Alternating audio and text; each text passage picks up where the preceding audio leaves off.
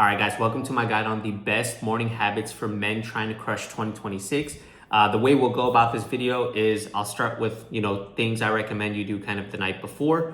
Then we'll kind of go through things I recommend after you wake up, and then some special tips and circumstances for certain people that I will get into kind of later on. So honestly, the best way to have the most successful day is to prepare and start the night before. So the first thing I recommend is to try to improve your sleep quality as much as you can, because that will lead to better performance the next day. So try to aim for 8 hours plus of sleep per night. Adults consistently getting less sleep is linked to worse health and performance outcomes, especially if you're bulking, trying to put on weight, or if you're trying to lose weight as well. Your body needs extra time to recover, and that's when in your sleep is your body's repairing, and that's when HGH is being produced. So honestly, make sure you try to get as much deep quality sleep as possible. Second, keep your room dark, cool, and quiet. Now, me personally, I'm not a huge fan of the really cold rooms. I'm more of a guy, I just prefer slightly colder rooms, anywhere from like 70 to 74, 75 degrees. That's just kind of generally the sweet spot. And then I like to usually stick out my feet from under the curtains for breathability. That's just kind of how I do it. And then I also sleep with 3 pillows. Usually I'm like a side sleeper now. I used to be a stomach sleeper, but that absolutely destroyed my neck. So the way I kind of do it is I'll have one pillow where I usually sleep, one pillow kind of underneath my opposite arm, kind of supporting myself, and then one pillow in between my knees. And that has just generally been the most comfortable for me. So I would say find a sleep position that works for you, find something that's comfortable for you, and then just roll with it. And then the next thing I would say is plan tomorrow's list, right? So I'm a big to-do list guy. That's just generally what has worked for me. But if you prefer time blocking, or if you prefer some other method of kind of structuring your day, that works as well. So plan what you want to do and accomplish the night before, right? So that will just give you structure on what you want to do the next day, right? So this can be super simple, right? Just put a small list in your iPhone app notes and just document, if you need to return Amazon packages, right? If you need to pay any bills, right? If you need to set up any appointments, right? If you're taking meetings the next day for work, kind of understand kind of what you're going into, right? And then think about any potential meals you want to cook, right? Even pre-planning what you want to cook the next day can make it so much more easier when you actually go to do it and run throughout your day-to-day routine. So that's my recommendation there. C, remove friction. I don't always do this, but this does help for some people. So to make it as easy as possible, you can, if you need, right, put your gym clothes out or your work clothes out, right? Or have them pre-ironed beforehand. That always works really well. Put your keys and wallet by the door if you just need to get out really quickly. If you're tracking weight, right, leave that scale visible so it can help you with your tracking routines and stuff like that. So remove friction if that can help you for sure. And then D, pick a non-obtrusive alarm sound. Guys, this one is so important. The worst way, in my opinion, you could start your day is just waking up with a huge shock to your system, right? Like when you hear that alarm blasting and you jolt out of your sleep, like nothing feels worse than that, right? Your heart starts palpitating, you're maybe even sweating. Like it's not a good way to start your day. It's not a healthy way to wake up in the morning, right? So honestly, I'm a very light sleeper, so this has worked super beneficial for me. I keep my alarm clock on the lowest setting, right? The lowest ringer. And that just gently wakes me out of bed, gently wakes me out of sleep. And that generally works for me. But honestly, I recommend using the least aggressive alarm tone you can, something that can just generally help you to get up nice and easy. Now, if you are a heavy sleeper, I know this won't wake you up, so you will need to go for something louder. But I'll just say, if you're with others or if you're traveling, be considerate of other people. Because guys, I promise you, I've had buddies that I've had sleeping over, and dude, they put their alarm on the highest ringer, and that shit blasts and wakes me up at 5, 6 a.m. in the morning. Is the worst thing. So just understand that if you are a heavy sleeper, you got a loud alarm, just be considerate of others when with them. If you're in your own house, just do whatever the hell you want. So that's really good. And then just a security tip, I will always say keep your phone always close by and near you, right? Just in case of emergencies, you need to contact someone or someone needs to actually contact you. So that's why I just think it's good to have your phone always on you. Never turn your phone off at night. I think that's the worst thing you can do. Or put it in another room, because then you're just disconnecting yourself. I just don't think the risk of disconnecting yourself from the world completely is worth it. Some people might say there's slight health hazards to keeping your phone always on you or close by to you, and the EMF. But honestly, the peace of mind and the comfort I know that I can always contact someone or someone can contact me in emergencies, I think is worth the slight minimal risk.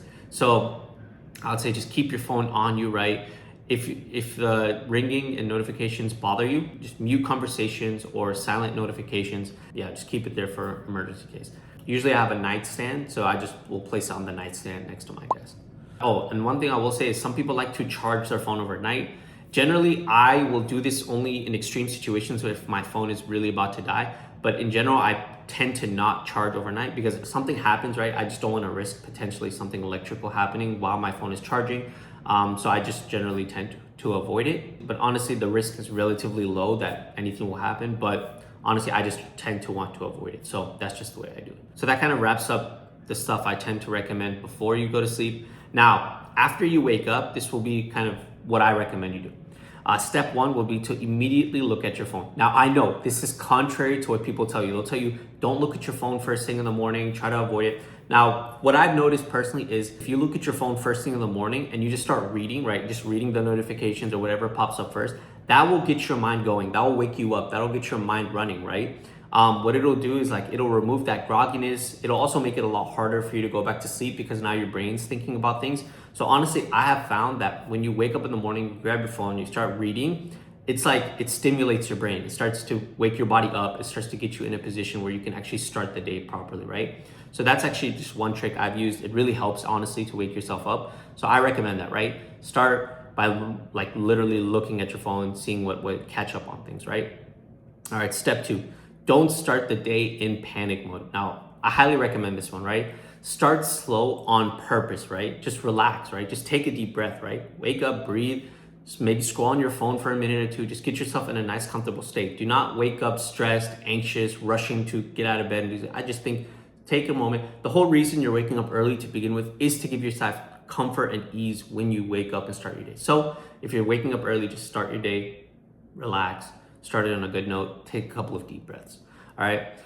Then one thing that's big, I recommend prayer or gratitude, right? If you're religious, pray, ask for guidance, express your gratitude, read your holy book. This is a good time to do so early in the morning where it's quiet and no one's bothering you. I think that's really good. And then if you're not religious, just do quick gratitude scan, right? Health, family, and opportunity another day.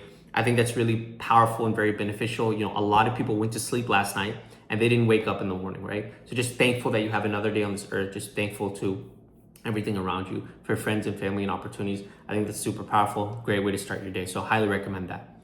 And then third, I would hop into oral hygiene. So just go ahead, wake up, brush, floss. If you do oil pulling, do your oil pulling. This will just get rid of the bacteria that has built up in your mouth from overnight. So I recommend that. And then finally, step four, hydrate. So your body is basically dehydrated from sleeping all that night. So honestly recommend is start with water. That's a good baseline. You can also use coconut water as well that has some more added electrolytes you can do.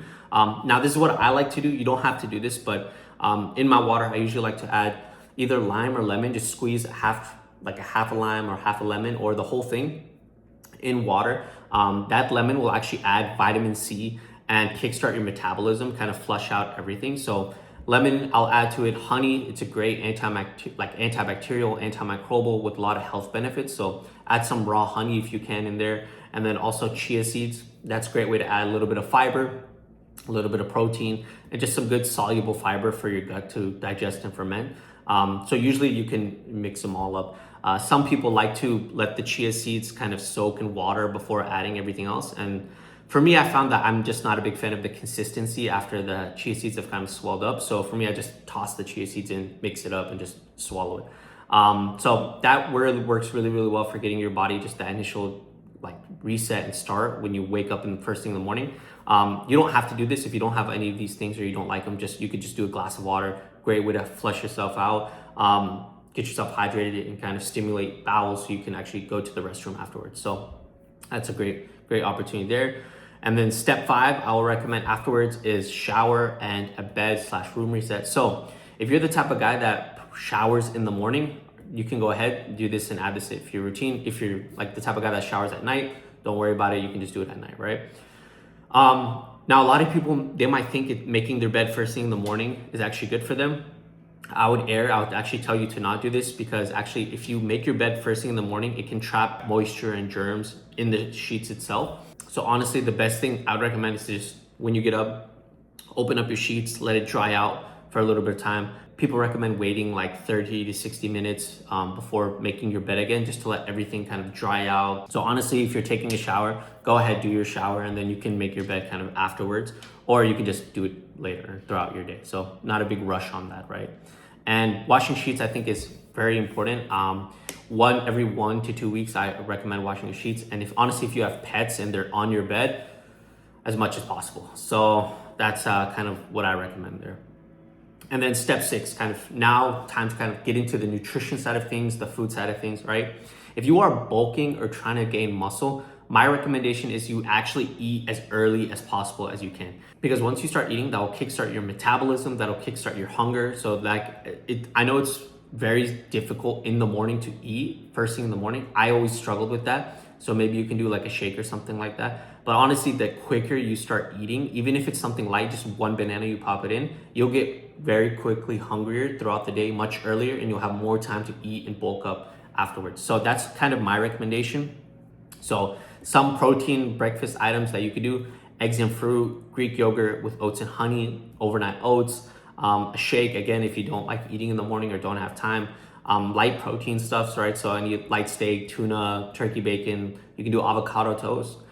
If you're a caffeine person, you like caffeine, you can add a cup of whole milk into your caffeine as well. If you're not dairy sensitive, I am, so I use like lactose-free options. You can add that, and that will add some protein and satiation to your coffee. And then one thing to note also is that if you are a tea drinker, I recommend just drinking your tea away from your foods, because drinking tea can help it can reduce the absorption of iron from the foods that you're getting. So I would recommend just spacing it out, right? 30 minutes either before your meals or after your meals. And then on the opposite side, if you're cutting or fat loss and that kind of phase, and you do better kind of delaying the food, that's even better. Start your morning with the water combo, and then you can actually go out and get some light. And then actually caffeine is actually very good. It'll kickstart your metabolism, give you energy, especially if you're not eating throughout the day. So you can also start with that as well. Now, supplements. Everyone's supplements are going to be a little bit different, cater to each person, what their body needs and what their goals are. So I won't make this video about supplements, but I'll just say that just understand which supplements you're taking and how they're best taken, right? Some are best taken with water, some are best taken with food, some are best taken on an empty stomach, right? So just understand which supplements are best taken throughout the day and with how best taken, and just adjust accordingly. One supplement I will say is very important for people to take: vitamin D3, and just bundled with K2, because K2 is actually what will funnel the vitamin D into the correct spots. Contrary to popular belief, vitamin D is actually a hormone, not a vitamin itself, but is just responsible for a lot of functions and important functions in the body. And there's a lot of studies out there on the importance of vitamin D. And I even remember during the COVID times, there was a study that had come out where in COVID patients, the ones that were hospitalized or needed, treatment, were all coming in with low vitamin D levels, right? So it goes to show that if you have good, healthy vitamin D levels, it can help you it can help your immunity, protect against fighting against diseases, improve your quality of life, and just everything from that perspective. So I think vitamin D is one of the most important things you can get.